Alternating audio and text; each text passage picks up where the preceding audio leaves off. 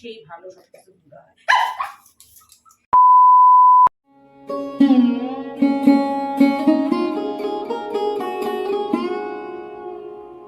ঘুম থেকে উঠে রোদ দেখে মনে হচ্ছে চারিদিক যেন একদম জ্বালিয়ে পুড়িয়ে শেষ করে দিবে। রোদটা একদম যেন চকচক করছে। বাড়িতে যারা থাকে তারা তো মোটামুটি তাও ঠিক আছে, কিন্তু যারা বাইরে কাজ করে তাদের জন্য ভীষণ কষ্ট এই গরমের দিনটা কাটানো। শীতকাল আসলে মনে হয় গরমের দিন আসুক, গরমের দিন আসলে মনে হয় শীতকাল আসুক।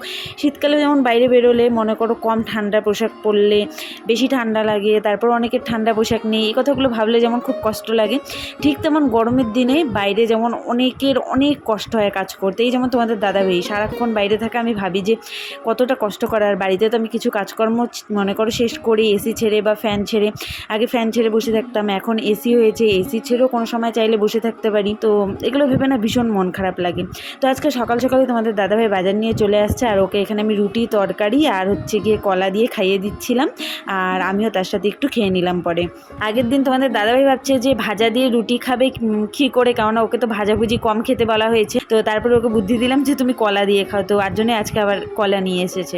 শুভ সকাল বন্ধুরা, নতুন একটি ব্লগে তোমাদের সকলকে অনেক অনেক স্বাগত আর ভালোবাসা নিয়ে দিনটা শুরু করছি। আশা করছি সকলে খুব ভালো আছো, সুস্থ আছো। কিন্তু এই গরমে যে কি করে ভালো থাকবে, প্রচণ্ড গরম। মানে কদিন থেকেই তো প্রচণ্ড গরম, আজকের থেকে ভয়ানক রোদ দিয়েছে। আজকে সকাল 7টায় উঠে মনে হচ্ছিলো যে 9টা-10টা মনে হয় বেজে গেছে। তো সকাল সকালে আজকে তোমাদের দাদাভাই বাজার করে নিয়ে আসছে, তো খিদে না পেতেও মানে রুটি খেয়ে নিলাম, মানে একটা ডিউটি হিসাবে খেয়ে নিলাম। এদিকে বিছানা তুলে নিয়েছি, আর সকাল সকাল তাড়াতাড়ি করে বাসন মাজা কাপড় কাচাটা কমপ্লিট করে নিয়েছি, কারণ কলপারে ভীষণ রোদ। মানে পুরো রোদ দেখো বাইরে, মানে চকচক চকচক করছে রোদটা। মানে দরকার না থাকলে কেউ রোদে বাইরে বেরিয়েও না, মানে ভয়ঙ্কর রোদ। সবাই নিজের খেয়াল নিয়েও ভীষণ ভীষণ মানে খারাপ অবস্থা করছে। আমি তো সকালবেলায় মাকে ফোন করলাম, বললাম যে তাড়াতাড়ি মানে সিম্পলের মধ্যে রান্নাবান্না করে নেবে, বেশি কিছু রান্নাবান্না করবা না, আর গরমে থেকো না। বাবাকেও বললাম যে রোদে বেরিয়েও না, তোমাদের দাদা থেকেও বললাম। আমিও চেষ্টা করবো যাতে রোদে কম বেরোতে লাগে, কিন্তু কাজ আছে, কি করব। কলপারে এত রোদ দিয়েছে, সকালই যখন সকালবেলা বাসন মাজলাম কাপড় কাচলাম তখনই কি রোদ পড়ে গেছে। ভীষণ গরম, শুনছি আরও 9 দিন 15 দিন নাকি এরকমই থাকবে। আবার ওয়েদার রিপোর্টে দেখাচ্ছে বৃষ্টি নামবে, জানি না কোনটা হবে।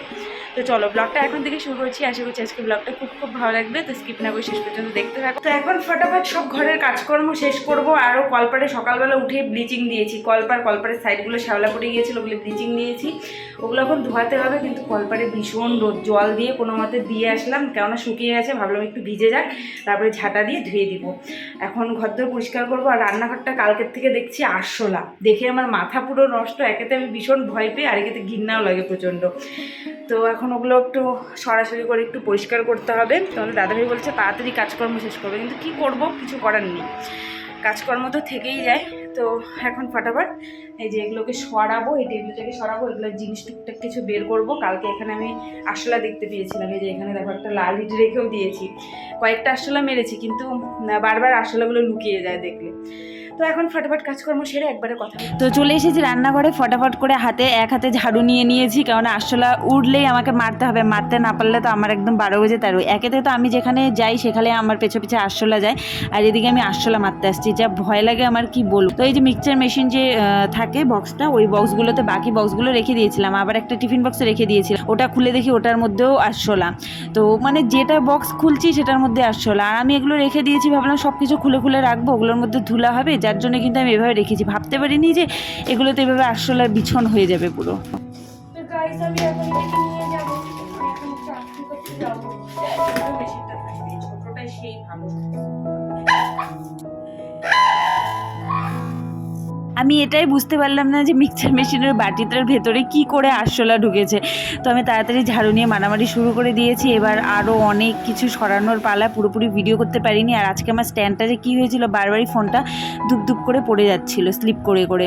তো এই যে আরও বাকি বাক্সগুলো বের করেছি, আরও অনেকগুলো কিন্তু আমার বের করা অলরেডি হয়ে গেছে। ওগুলোর মধ্যে আরও বললাম তো মানে 15-20টা করে আরশোলা ছিল। তোমরা দেখলে ঘৃণাও পেতে, তার সাথে মনে হয় ভয়ও পেয়ে যেতে, যারা আমার মতো ভয় পাও আরশোলা দেখলে।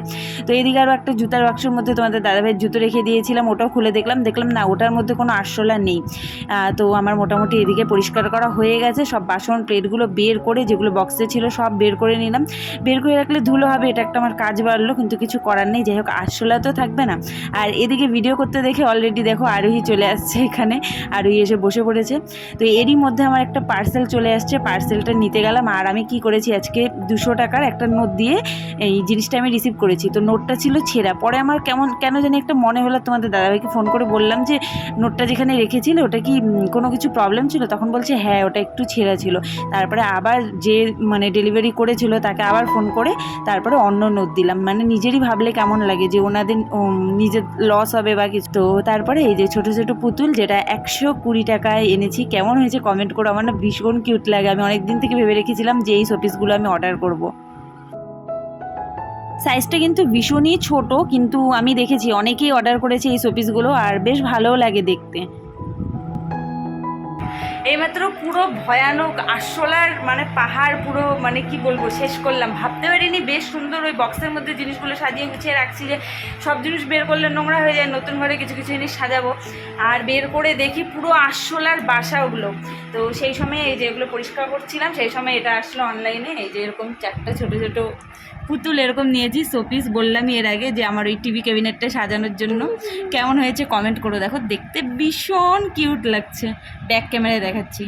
এই দেখো ভীষণ কিউট, একজন মুখ বন্ধ করে রাখছে, একজন কানে শুনবে না, একবার চোখে দেখবে না, আর একজন চিন্তা করছে না ঝিলিক। একদম দারুণ কিউট কিউট পুতুলগুলো 120 টাকায় নিলাম 4টা, অনেক রিজনেবলই আমার মনে হলো, তাই না? দামটা কিন্তু ঠিক আছে বল, সেই লাগলো না? এখন এগুলো তাড়াতাড়ি করে টিভি ক্যাবিনেটে সাজিয়ে দেই। উপরে রাখি না, উপরে না দেখা যাচ্ছে না,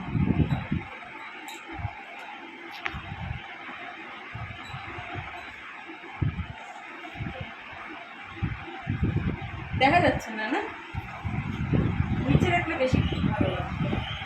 তো আমি উপরে রাখলাম কিন্তু অতটা না দেখা যাচ্ছে না, তো ভাবলাম যে এখানে রাখি, এখানে রাখলে মনে হয় বেশি ভালো লাগবে, তাই না?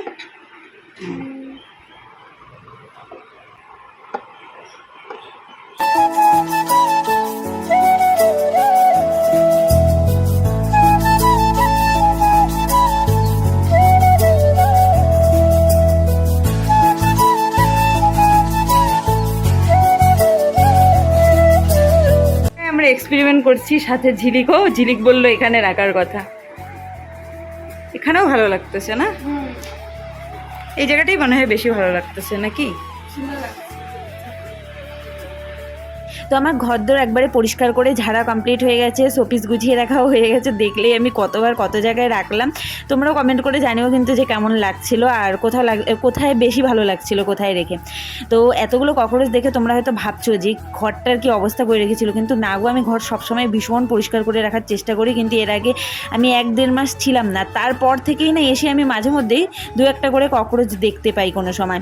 তো যখন মানুষ থাকে না তখন কিন্তু দেখবে যে কোনো জিনিস একটু বেশি নোংরা হয়ে যায় ঘরদুয়ার। তো এই যে বললাম যে আমার ফোনের স্ট্যান্ডটা পড়ে যায়, ওই যে ফোনের স্ট্যান্ড আবার পড়ে গেছে। তারপরে আমি আর ব্লগ শ্যুট করিনি, স্নান টান করে চলে এসেছি। এখানে আমি আলু পটলের ডালনা বসিয়েছি, অলরেডি আমার কষানো হয়ে গেছে, একদম পাতলা ডালডালা তরকারি। অনেকক্ষণে এসেছি, এসে একবারে চুল ভেজা চুল খোপা করে বেঁধে নিয়েছি, এত গরম। তো এদিকে ভাত রান্না হয়ে গেছে, আলু পটলের সবজিটা বসিয়েছি, আর এদিকে আমি সব সবজি একবারে কেটে রেডি করে নিয়েছি। তোমাদের দাদাভাই বলছে আজকে ফ্যান ছেড়ে সব আগে কেটে রেডি করবা, তো সেটাই করলাম। আর ফোনটা যে কেন বারবার হ্যাং করছে বুঝতে পারছি না, মানে কীরকম লাফাচ্ছে জানি। তো তোমাদের দাদাভাইয়ের লিভারে ফ্যাট হয়েছে, কোলেস্টেরল প্রচুর হাই, সুগার লেভেলও মনে করো একটু হলেই বেড়ে যাবে। তো খাওয়া দাওয়া একটু প্রচুর মেনে ঠেনেই চলতে হবে, যার জন্য আমার জন্য কোনো দিন হয়তো একটু আলাদা তরকারি রান্না করি, আর না তো এরকম পাতলা রান্নাবান্নাই করি।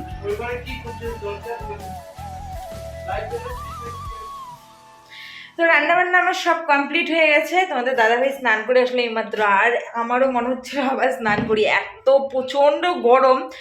তো মোটামুটি রান্নাবান্না করলাম সিম্পলের মধ্যে। একদমই সিম্পল রান্না। এখানে করেছি আলু আর করলা ভাজা। করলা ভাজা তোমাদের দাদাভাইয়ের জন্য, আর আলু ভাজাটা আমার জন্য। এখানে অল্পটুকুনি পাট শাক ভাজা করেছি, কারণ নিরামিষ পাট শাক ভাজা ভালো লাগে না, তাও অল্প করে করলাম কালো জিরা ফোড়ন দিয়ে। আর এখানে করেছি পাতলা করে আলু পটলের তরকারি, কারণ তোমাদের দাদাভাই খেতে বেশি মশলা দেওয়া যাবে না। আর আজকে তো শনিবার। তো চলো এখন ঝটপট করে ভাতটা বেড়ে নিই। আমি এখানে গরমে মরতেছি, আর এদের দেখো কত সুখ, এসি ছেড়ে কত মজায় আরামসে আছে। কি করিস রে তোরা? ঘামাছি। কি অবস্থা। এখন বাজে রাত প্রায় 9:30। আমি বসেছি এখন রুটি বানাতে, আর ফ্যানের নিচে আমি আটাটা মেখে নিচ্ছি। ফ্যানের নিচে থেকে লাভ নেই, ভীষণ গরম আমাদের ঘরে। মনে হচ্ছে অলরেডি আমি আগুনে পুরো সেদ্ধ হয়ে গেছি। তোমাদের দাদাভাই বলছিল আমাকে এসি ছেড়ে থাকতে, কিন্তু কি করব বলো, এই যে পরে রুটি বানাতে হবে, তার সাথে হয়তো কোনো কিছু একটা তরকারি বানাতে হবে, তখন আরও এসি থেকে বেরোলে ডবল গরম লাগে। যার জন্যই আমি আর ওই এসি টেসি ছাড়িনি। একবারে রাত্রিবেলা ঘুমানোর সময় একটু ছেড়ে একটু আরামসে ঘুমাবো, কিন্তু তখনও আমার কেন জানি ভীষণ ঠান্ডা লাগে। পাতলা কম্বল গায়ে দিলেও মনে হয় জানি আমার একদম জন্মের ঠান্ডা লাগে, যার জন্য সেরকম বেশিক্ষণ এসি ছেড়ে থাকতে পারি না। প্রথম তো আমার ভীষণ সর্দি লেগে যেত, এখন যাই হোক তো অনেকটা ঠিক হয়ে গেছে। আর আমি দেখো, আমি কিন্তু ফুলকো রুটি ভাজা শিখে গেছি। এর আগের দিন ব্লগেও বলেছিলাম আমি এখন প্রায় দিনই ফুলকো রুটি ভাজা শিখে গেছি।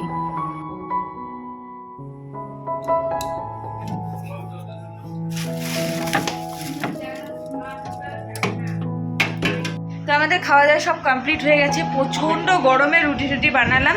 তারপরে এই যে এখন আইসক্রিম খাবো। আইসক্রিম নিয়ে এসছে, নে একটা নে। আরে নে ঝিলিক, মুখটা দুঃখী করে আছে, খাবে না মনে হয়। খাবি না ঝিলিক? খাবি না? চামচ? আরে চামচ লেগে থাকে, জিভ দিয়ে খা। তুমি খাবা না? অল্প খাও, অল্প খাও। সত্যি খাবা না? না না, আমি কোলেস্ট্রল বাড়বে এটাতে। তোমাদের দাদা ভাইয়ের তো ওই যে কি বলে জানি, যেটা ফ্যাটি লিভারে ফ্যাট হয়েছে, কোলেস্টেরল প্রচুর বেশি। তারপরে হচ্ছে গিয়ে সুগারটা লেভেলে আছে, কিন্তু আর একটু হলে। আজ আমার জন্য একটা নিয়ে চামচ। একটাই ছিল, চামচ দেয় নাই কেন? এ কেমন দোকান? তো অল্প খাও গো, কিছু হবে না। খাও না? এরকম বউ থাকলে বাড়িতে রোগ কোনোদিনও কমবে না।